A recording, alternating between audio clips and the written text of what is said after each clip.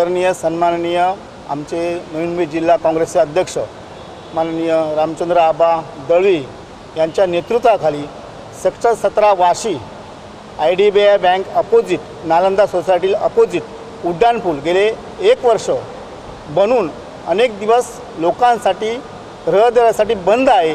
ते उद्घाटन करण्यासाठी काँग्रेस पक्षाने आंदोलन आज ठेवलेलं होतं, परंतु आंदोलनाचे पत्र दिल्यानंतर पोलीस स्टेशनला नगरपालिकेमध्ये त्यांनी आम्ही 8 दिवसात आंदोलन करतो असं आश्वासन 8 दिवस त्या पुलाचं उद्घाटन करतो असं लेखी आश्वासन दिल्यामुळे तात्पुरतं आमचं काँग्रेसचं आंदोलन तात्पुरत्या स्वरूपात स्थगित ठेवलेलं आहे। तसं त्यांचं पत्रही आम्हाला मिळालेले आहे आणि हे सगळे आमच्या नेतृत्वात साळवी मॅडम, तुकाराम कदम, संतोष सुतार, गायकवाड, दत्ता दळवी, राऊत साहेब असे अनेक कार्यकर्ते, दत्ता जाधव असे अनेक कार्यकर्ते तिथे उपस्थित होते। पण स्वतः पोलीस स्टेशनने फोन करून, नगरपालिकेने, अभियंत्याने फोन करून आजचं आंदोलन तुमचं यशस्वी होणार, आम्ही लगेच या आठवड्यात उद्घाटन करणार असं आश्वासन दिल्यामुळे आंदोलन स्थगित करण्यात आले। नवी मुंबई वाशी सेक्टर 17 नालंदा सोसायटीच्या समोर असणारा उड्डाणपूल तयार झालेला असताना सुद्धा महानगरपालिकेने तो रहदारी करता सुरू न ठेवता बंद ठेवला आणि म्हणून आम्ही काँग्रेस पक्षाचे जागृत कार्यकर्त्यांनी त्यासाठी आंदोलन घेण्याचा पवित्रा घेतला।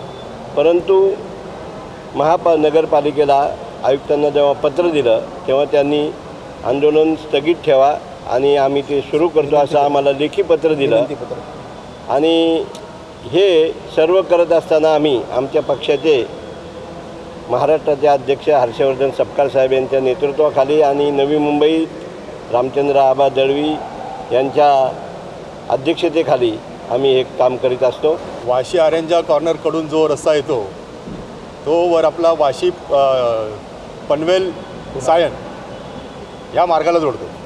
याला जोडण्यासाठी आपल्याला एक मोठा वळसा घेऊन जावं लागत होतं।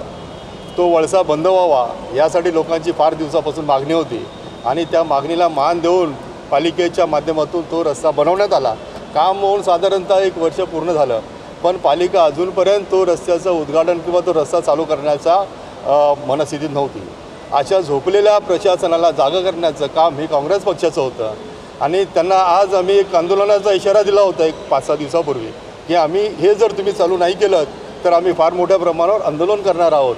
याची दहशत इतकी जास्त होती, त्या दहशतीला घाबरून आज प्रशासनाने हा रस्ता आम्ही लोकांसाठी लवकरात लवकर चालू करतो।